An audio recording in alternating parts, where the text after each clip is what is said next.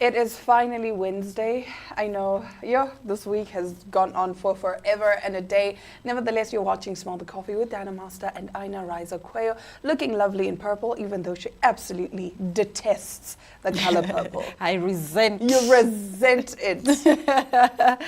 But yeah, man, it's just like one of those colors that I absolutely hate. This is not even my suit, by the way. This is a suit that I got from my sister. Okay. So you know when you get something, You just have to you just have to take it, but I would never bluntly go in a shop and get anything purple.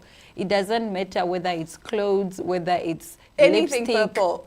If it's purple, it's not for me. It could be the cutest thing ever, but if it's purple, then you don't want it. No, I don't know. For me, I don't have a color that I hate like that. You understand? The way you do it, you're like, no, if it's purple, I don't even want it. I don't have a color I don't like even like purple buildings. Like, as a building, why are you purple? Yeah, As a building, it's why are you a purple? sore side. But nonetheless, let's talk about beautiful things. Fly Namibia is looking for their brand new face. Sad story. So I wanted to enter, right? Mm-hmm. And so then I was compiling my content. Yeah. So I asked my friend, Chomis, compile my content for me, right? Now, my friend sent me the content at 11:40. Okay. 11:40, and the due date was midnight. Oh. And now I was out and about in the streets. So 11:40, I'm trying to listen to my clip and see if it makes sense so that I can then upload it. But then I'm so distracted and it's loud and I can't confirm okay, but the visuals are stunning. So that takes me about like 10 minutes. So I give it to my friend. Now it's 11:50. Now it's 11:50. So then I start the process.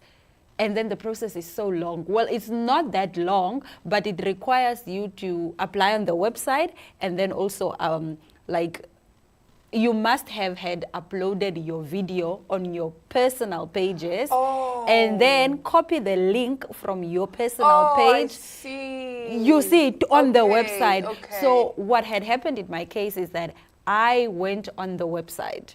Right? I went on Instagram, Yes. and then to Fly Namibia's page. Then I followed the link in their bio to take me to the application on the website. And then I applied.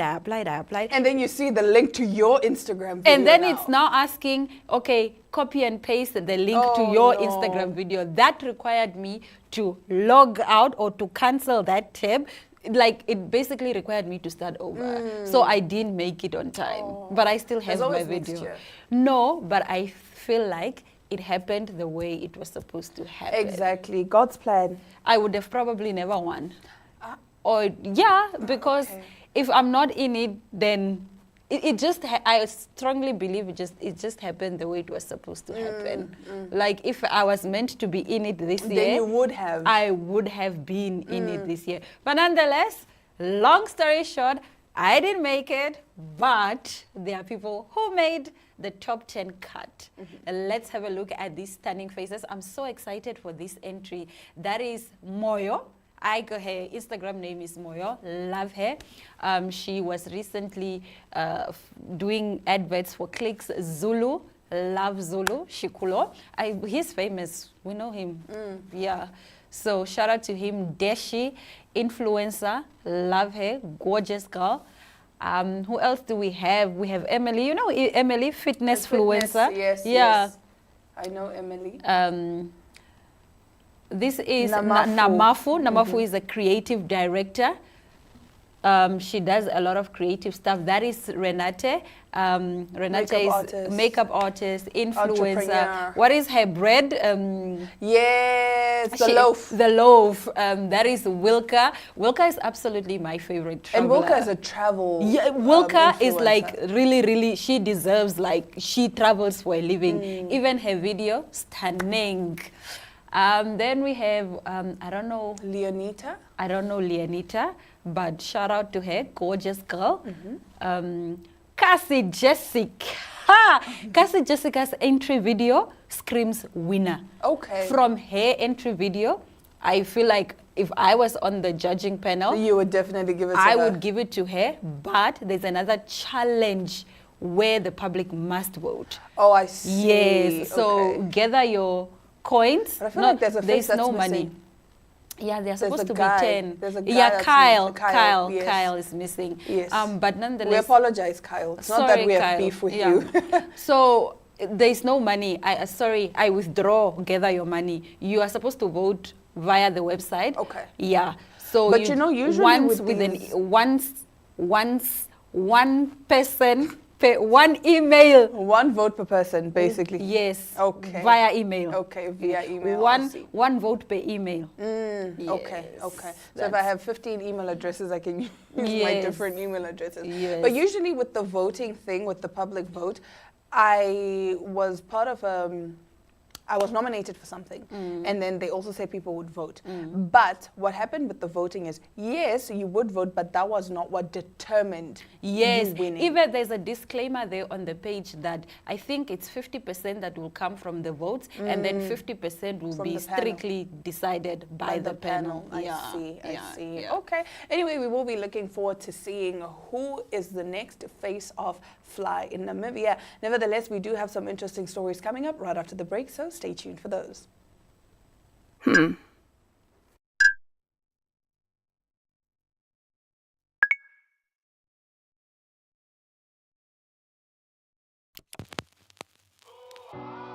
eTicket, your online ticket solution for events and event marketing, bringing you ease of mind and making sure that your event gets out there.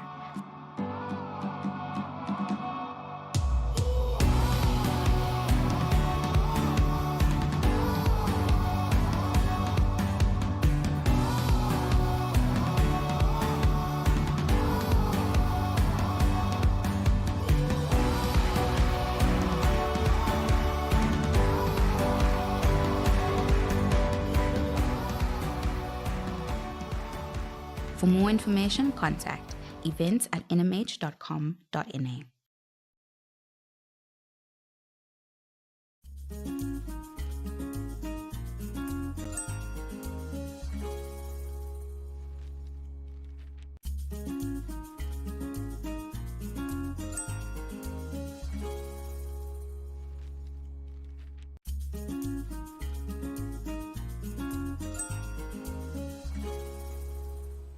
Now, yesterday, social media was abuzz because this week, Rundu Rural Constituency Councillor Paulus Mbangu sparked national debate after proposing the establishment of a Ministry of Happiness in Namibia. In an interview with Network Media Hub, Mbangu expressed concern that existing government structures, particularly the Ministry of Health, focus more on treating illness than promoting overall mental well-being. He argued that Namibia needs a dedicated body that not only tracks national happiness levels, but also prioritizes emotional and psychological wellness. Mbangu's proposal comes against the backdrop of rising suicide rates in the Kavango East region and across the country, an alarming trend he says cannot be ignored. A Ministry of Happiness would be more proactive, he said. It would work to prevent mental health issues rather than simply responding when it's too late. While the idea may sound far-fetched to some, countries like the United Arab Emirates and Bhutan have already implemented similar approaches, embedding happiness and well-being into national policy frameworks. Whether Namibia is ready for such a shift remains to be seen, but one thing is clear: the conversation around mental health is growing louder and calls for a more holistic approach to national wellness that are gaining momentum. So I asked ChatGPT and I said, if we were to have a Minister of Happiness, what would they actually do? This was Chat's response. Well, if Namibia ever did set up a Ministry of Happiness, yes, a whole ministry dedicated to your joy, the person at the top would be more than just a smiling face in Parliament. The Minister of Happiness would be tasked with one big job, which is making Namibia a mentally healthier, emotionally balanced, and genuinely happier place to live. How? First, by creating a national happiness strategy, something like a roadmap to well-being. Think fewer burnout rates, more support for people feeling overwhelmed, and actual policies that care about how you feel. Secondly, they'd measure how happy Namibians are, not just with money or jobs, but with relationships, purpose, and peace of mind. Then they'd also push for free mental health programs, counseling access, suicide prevention campaigns, and emotional education in schools. And they'd promote joy kindness days, cultural festivals, safe public spaces for connection, and national celebrations of people who uplift their communities. Plus, they'd work with other ministries and businesses to make sure schools aren't stressing kids out, workplaces aren't killing your soul, and urban design actually encourages rest and connection. Wow. What do you think? I think it's necessary. I think it's needed. I think, though, it shouldn't be a standalone ministry, but perhaps just incorporated in another in the Ministry of Health, and it should be really, really prioritized. I don't think it's far-fetched that But the comments on the socials were insane. What are the people saying? People are saying, well, most of the people are actually taking it as a joke. To say, I drink a lot, so I can be the Minister of Happiness. Please, this is not just about drinking. Matter of fact, I feel like as the Minister of Happiness, they would discourage drinking to find healthier ways to cope with whatever stresses that you face on a daily. Yes. So it's not just, you know, that song, Minister of Enjoyment. Intercontinental. Mamigo.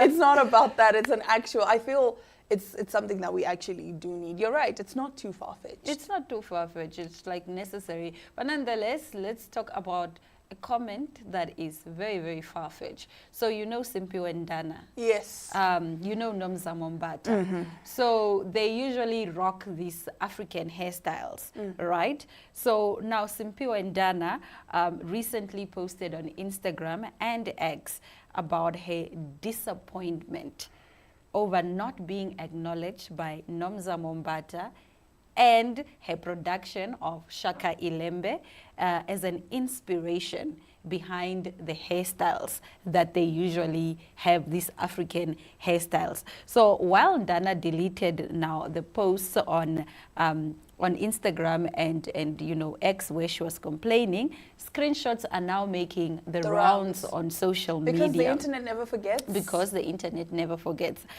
So one thing about what the people are saying, those are the hairstyles. So this is Simpiwe. Yes, with the black is Simpiwe and with the white is Nomzamo. So this is what Simpiwe said. Honey, there's a difference between appreciation and appropriation. You are not the only one. I'm fed up. It's deeply disconcerting and cringe, Dana wrote, with a picture of Mbatha from her Cream of Nature ambassador reveal.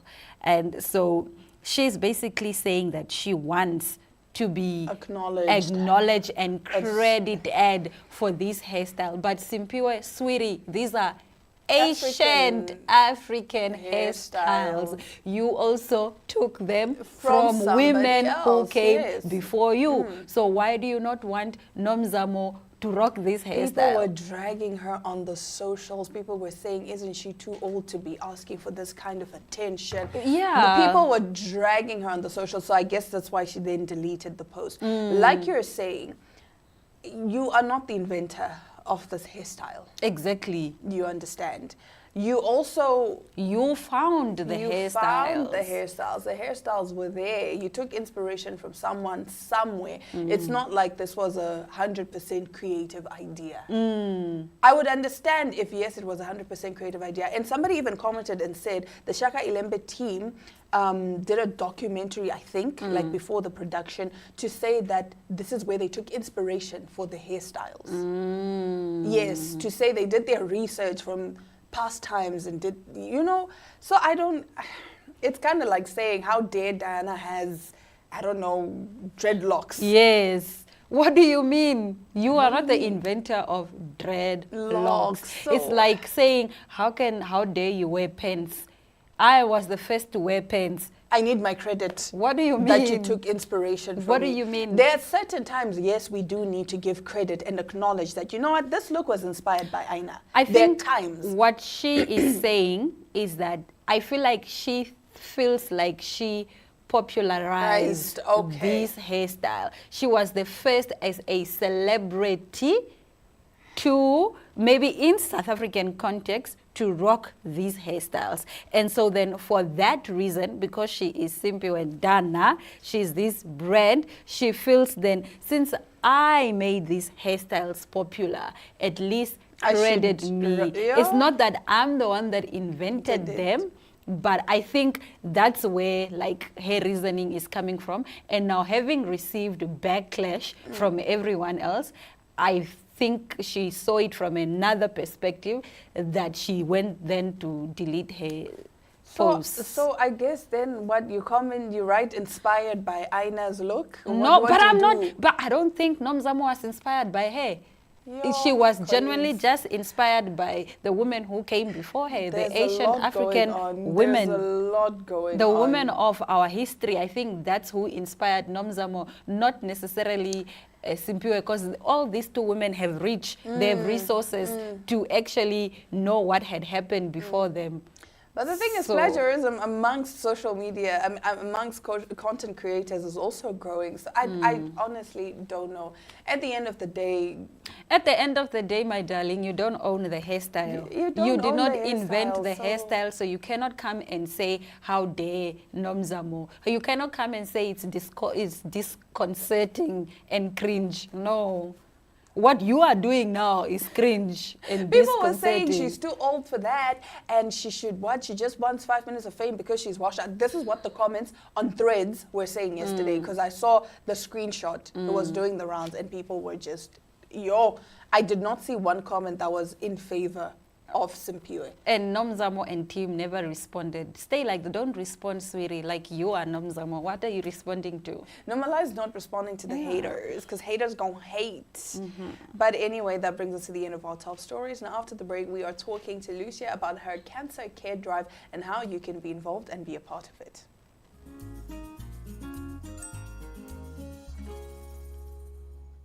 With me in studio today is somebody who is truly inspirational and the brains behind the Dignified Cancer Care Drive. I am joined by Lucia Bopoto and we are so excited to have her in studio. How are you doing today? I'm good, thanks, Diana. How are you? I'm good. Thank you for joining us. Thank you for having me. All right, so start us off by telling us about the Dignified Cancer Care Drive.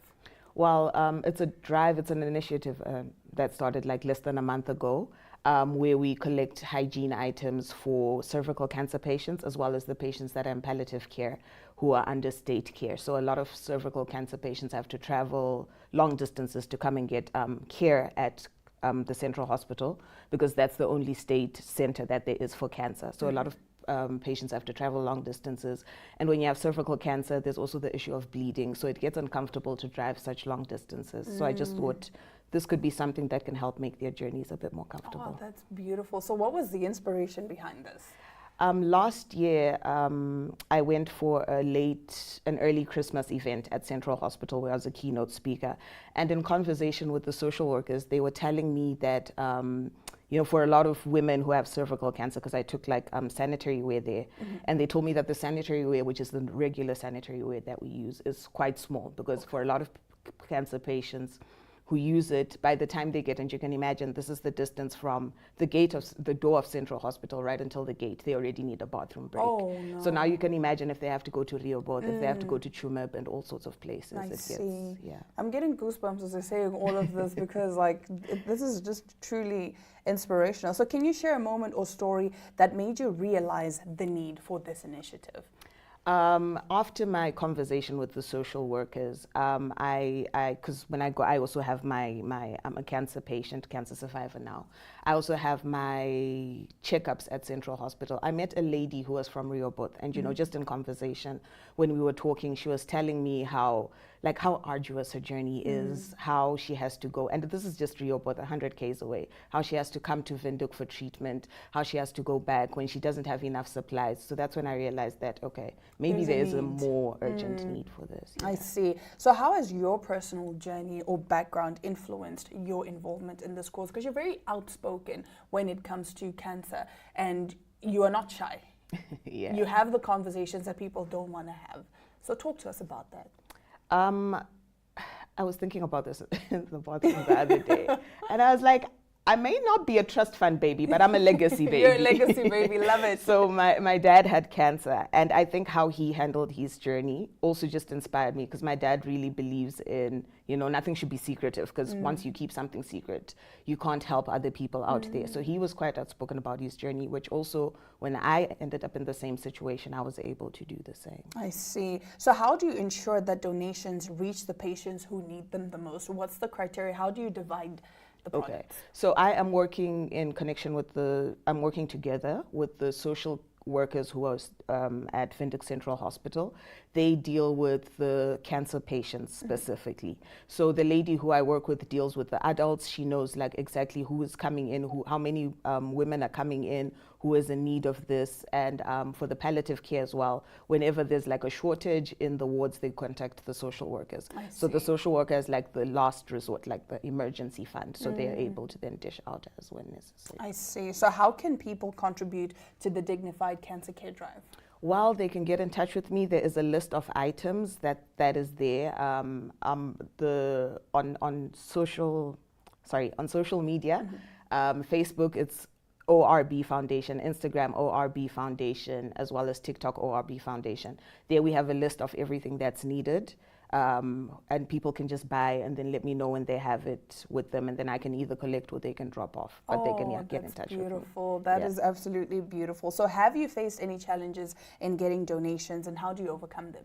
So far, I haven't faced any challenges. I think mostly because it's something that's recently started. It's been logistics so far, just making sure that I get all the packages together. Like I was supposed to do my first drop off on Friday, but now I'm doing it this afternoon. And it's just, logistics, around logistics. Because right now I'm still a one-man band, so getting everything together is a bit of a nightmare. But, as I'm going, I'm overcoming it. So speaking of, since you said you're a one-man band, if there are people that want to volunteer, again, can they just contact you from the socials? Yes, please. There's many people who want to volunteer. I'm very open to having volunteers as well. Okay. And have you seen any heartwarming responses from the community so far? So far, I have gotten so many heartwarming responses. I actually get goosebumps whenever people talk to me about it. From people who work in oncology, they're just emphasizing the need, that there is such a big need for this drive. From I haven't spoken to patients directly yet, but mostly from people who work in oncology, from people who are willing to donate, people who've also been affected by cervical cancer. I see. All right. And are there any expansion plans or new elements you'd like to introduce? There are expansion plans. I think the donation drive is a way to get to the more sustainable solution, because always seeking out donations isn't quite sustainable. So there is a plan. It might be premature to say it now, but there is something that I'm looking at that is more sustainable, that I'm in conversation with the social workers, with the oncology nurses, that we're trying to see if it can be established. I see. And what are you hoping the public takes away from this? That everyone has a part to play. We often think that it's the big organizations that have a part to play, and trust me, they're playing their part as well. It's just that cancer is such a big thing, and there's so many loopholes and so many cracks that it's so easy for certain things to fall in the cracks. So I'm hoping that everyone knows that they have a part to play, even if it's a pack of maternity pads. Those can really help someone. So even $24, $25 can help. So everyone has a part to play, and I'm hoping everyone knows that. I see. That's absolutely beautiful. Any last words that you'd like to say? Do come through. You can follow me on Facebook, Instagram. You can also give me a call. I don't know if I should say my number out. Yeah, you can. It's 081-408-1709. Give me a call, and let's work together. Let's work together. We can definitely make a difference. And I do have to say, I keep looking at your T-shirt, Dear Cancer. I hope you get cancer and die. That's the message. That's the message. That's the overall message. But Lucia, thank you so very much, and we wish you the absolute best with this Dignified Cancer Care Drive. And you are doing amazing and inspirational work. Hopefully, all of us can take a page from your book and donate and make the difference that we need. Okay, thank you so much, Diana. All right, stick around. We'll be right back with more Smell the Coffee.